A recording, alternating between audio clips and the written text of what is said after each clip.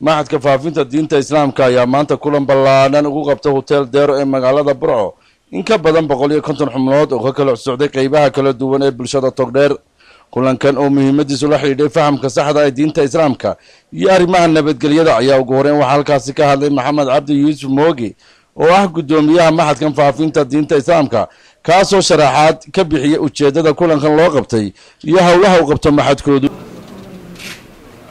maxadka faafinta islaamka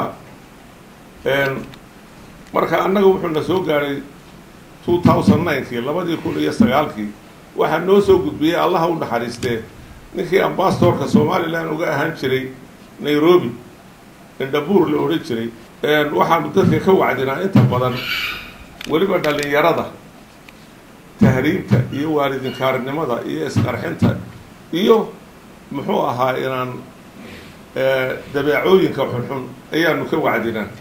marka waxaanu wacdin jirnay ardada iyo iskuullada iyo markaasaanu dhihi war bal dadkan wacdinayay dadkii dhalayna iyagana aan isu soo ururin.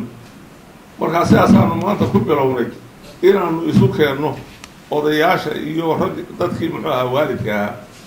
yaasiin maxamed cabdi oo ahaa barasaabka hore ee gobolka Togdheer iyo maxamed diiriye xayd oo isaguna ahaa maayirka hore ee degmada Burco oo kulankaasi soo dhaweeyay ayaa ku tilmaamay mid ay bulshadu u baahnayd. runtii waa dhab weeye in nabadgelyada aynu ku noolahay ee aynu maanta ku shirayno ee aynu ku taagannahay ay tahay ta kaliya ee nolosha ku jirto ee ay ina farayso diinteena islaamku ee leedahay ha lagu dhaqmo oo ha la ilaasho.